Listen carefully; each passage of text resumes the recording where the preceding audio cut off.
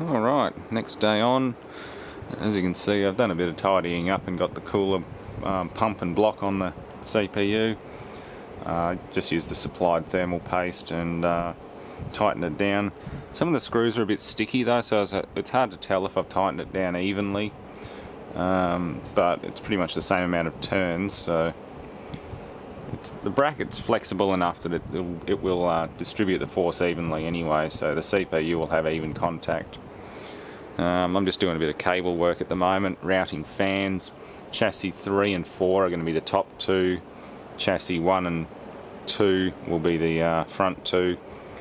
Power supply, I'll probably have the fan facing down because I want the cables to come up through here because there's a cable duct on the back there. So for the sake of neatness, I'll have the power supply facing down. It just means you can't see the cool multicoloured fan. Well, you can push the button on the back and change the colour. I actually had red and blue going at that one time. Red for the power supply and the graphics card, and blue for the rest of the chassis. But it doesn't matter, it's just the way this case is designed. A lot of them are now. Also, there's no IDE ports on these main boards anymore, and no floppy disk drive ports. So you're pretty much stuck with SATA. But I'm pretty sure that that Hewlett-Packard has two SATA DVD RAM drives. Yeah, HD DVD ROM and the LightScribe DVD multi-drive. I'll pick out whatever's best out of the lot and just pinch one of them. They've never been used. Being a workshop computer at my work, they might have played an audio CD once and that's about it. So those drives are practically new.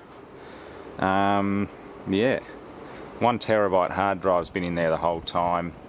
I bought that when I bought the case, and I haven't really used it, so that's just going to get a fresh format and install Windows on it.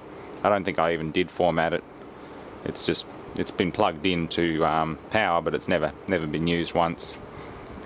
So yep, almost there. Power supply goes in, and lots of little cable management things. I've been criticised on my lousy cable management before, so let's do a better job of it. Not that it really bothers me, it's just it'd be nice to make this nice and tidy because it is a nice new PC. It's not just a jumble of bits that I found in someone else's dumpster. I also went out and spent a bit of money at Dick Smith Electronics. I couldn't be bothered waiting till next week to get a proper mouse and keyboard for it, so I got a Logitech G510 gaming keyboard that I can also read system temperatures and things on the LCD, as well as my crit strike ratings and DPS ratings and everything for WoW. All that sort of stuff comes up on the display. Not that I play WoW much, it's just nice to know that. This is actually a really nice keyboard. I know a few people who have them, and although it's heavy, it's quite good. And it's not wireless. I don't really need wireless. I just bought a 1 meter extension cord, and that's going to be more than enough to reach the PC from my bed or an armchair. I want to get a nice big leather armchair to play games from. Mouse, middle of the range.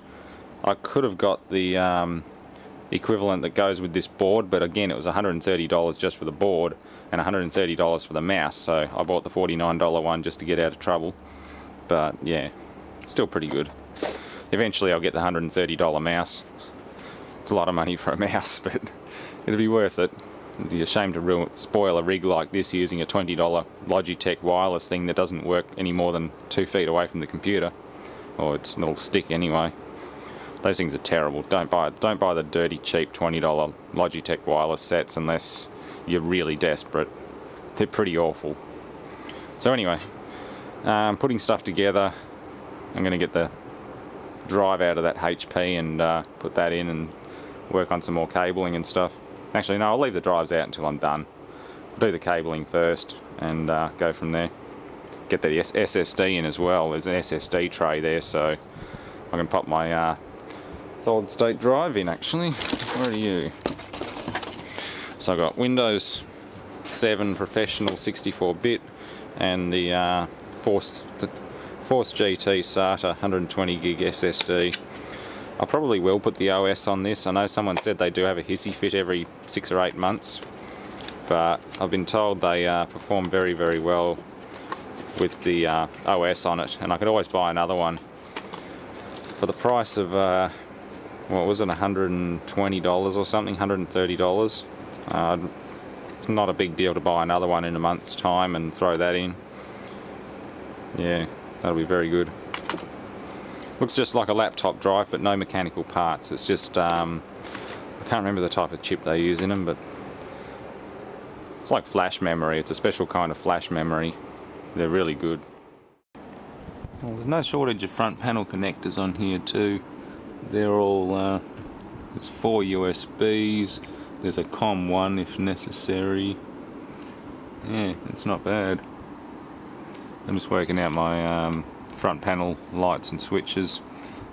There's no looming or anything on this, so I just grabbed a bit of scrap loom from the old Yamato Dataway system and just pinched some of this spiral binding. I thought I had some black stuff around, but the only stuff I could find is about that big. Way too big. So I'll use a bit of clear, and if some black shows up I'll use it, but overall it's not too bad. Even these would be nice to cover the red, but then we've got red on here anyway. And the SSD just pops in. It's just they sit on little rubber mounts. Easy. This case is very easy to work on. All the Lian Li series are. You can get some really expensive ones that are completely screwless and all aluminum. This one's, I think, a bit of both, steel and alloy, but they're a very good case. Again, screwless drive mountings. You just got little pins.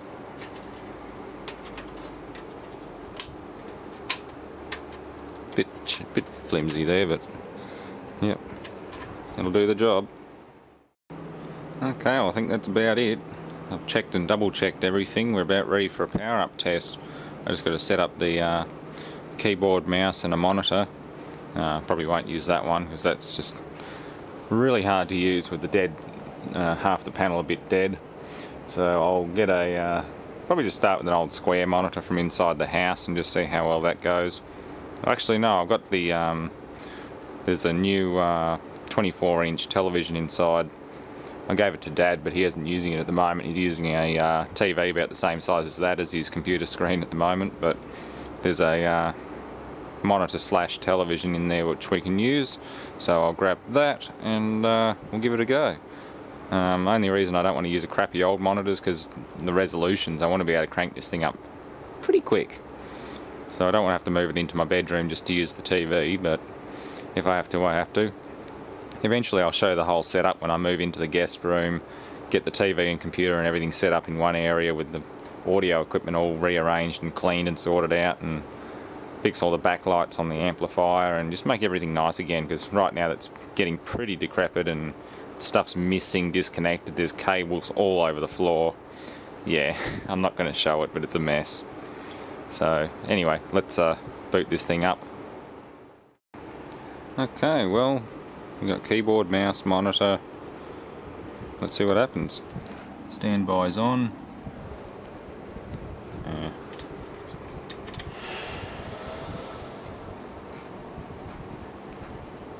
Red light's out. Why are you not showing signal?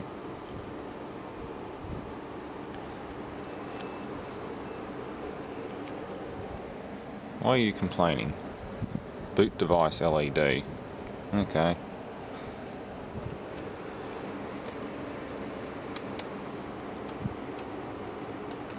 Oh, you're not.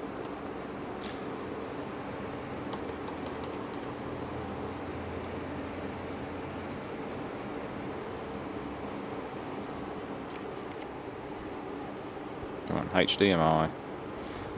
New CPU installed. CPU fan error. Well, that's running. But why are you telling me? Oh, okay, I've gone to CPU option. So CPU option and CPU fan must be alright, so I think I just have to swap that header over. That's alright. SATA port 1, Force GT, that's what I want. Port 2 is the Western Digital 1TB, and port 3 is optical drive. Good. It is doing what it's supposed to do. Cooler's working. Well, it has power anyway, that's a good thing. It's just on the wrong plug, so it's not receiving a PWM feedback or a Hall sensor feedback to tell it that the pump's running. and I suppose that's an advantage. If the pump does decide to stop, it'll throw a CPU error straight up, probably on the display here, which is lit up. So the keyboard's ready to go. I'm not using the good mouse on this crappy old work surface, but it's there. Alright, let's do a few changes. And of course, yeah, 3.6 Core 2, oh sorry, not Core 2, Core i7. Yep. Okay, let's try again. Cooler's just connected to the CPU fan header this time. Yep, got power.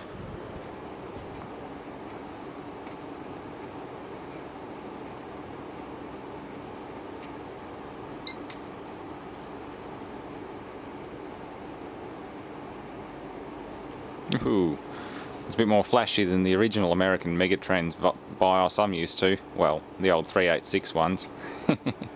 I remember those. Alright, so what's it done? CPU fan 909 RPM. So it is reading the speed of the pump, it's just not reading properly. 5 volts at 5.00, 12 volts 12.096. Yeah, we're all within spec. 31 degrees CPU temp at the moment. Time's wrong.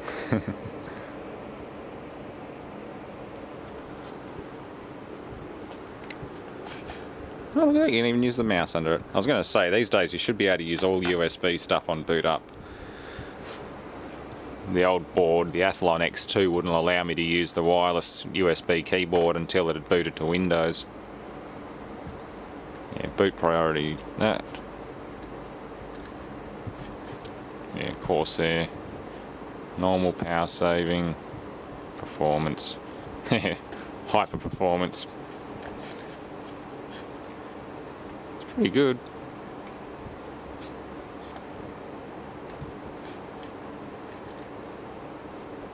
There we go. There's a more specialised bit. 16 gig of RAM. 1333 megahertz. Nice. AI tweaker. I'm gonna have to sit down and read all the manuals and things on this. Monitors, chassis fan speed. Now the problem was I couldn't get the fan power connectors from these all the way over to that header there, and I could get one fan onto that header there, but I couldn't get the other to that one, so they're just running straight off the normal power connector. But I can change that later. I'll just make up a little jumper lead and run it up there. Maybe even a old audio cable or something like that. CD-ROM to sound card jumper cable or something, just modify it.